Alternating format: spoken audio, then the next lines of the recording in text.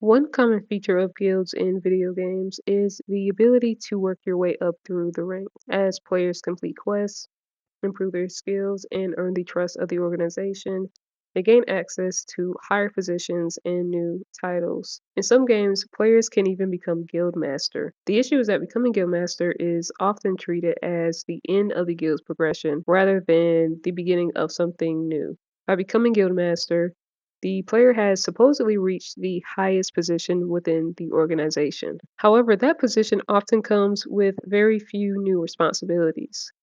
The player may be recognized as the leader of the guild, but they are rarely expected to oversee members, establish new chapters, manage guild resources, or make decisions that affect the organization's future.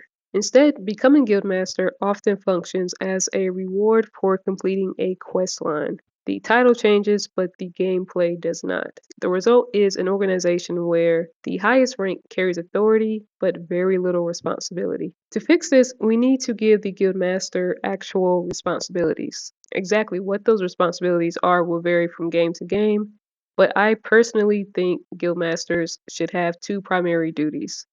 One, expanding the organization by creating new guild chapters, and two, ensuring existing guild chapters are operating efficiently. Whenever a guildmaster identifies a promising location, they can establish a new chapter.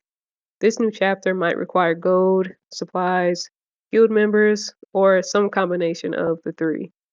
Once established, the chapter becomes part of the organization and begins operating independently. Each chapter is managed by a chapter master whose job is to oversee day-to-day operations. This allows the guildmaster to focus on the organization as a whole rather than handling every task personally. Over time, some chapters may perform well while others struggle.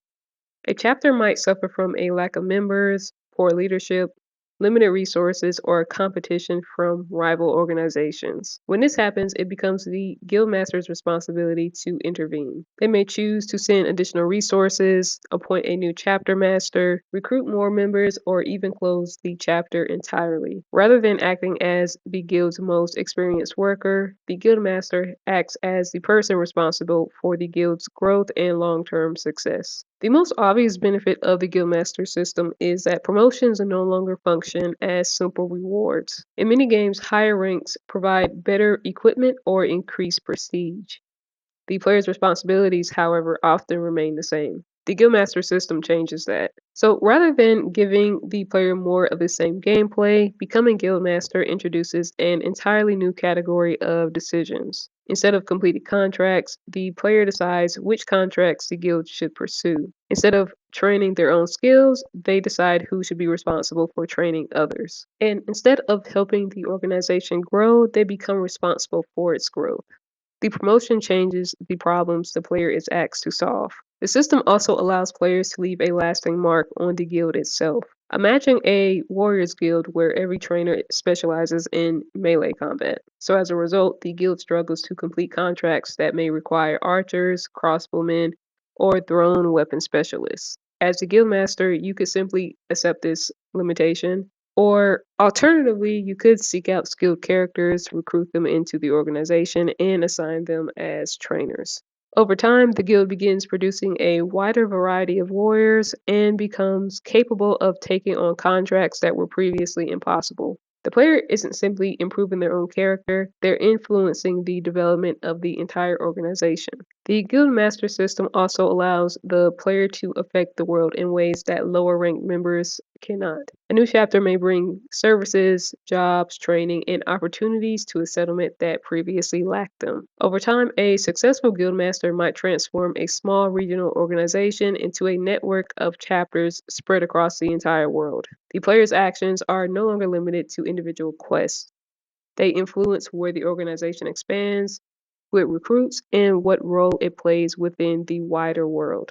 The result is a position that feels meaningful because the player is responsible for something larger than themselves. The goal of the Guildmaster system isn't to give the player a new title, the goal is to give them new responsibilities. Instead of treating Guildmaster as the final reward for completing a quest line, it becomes the beginning of an entirely new form of gameplay. The player is no longer focused solely on improving their own character, They are responsible for the growth, performance, and future of the organization itself. As new chapters are established, trainers are recruited, and resources are distributed throughout the guild, the player's decisions begin shaping both the organization and the world around it. The result is a promotion that feels meaningful because it changes more than a player's rank. It changes the problems that the player has to solve.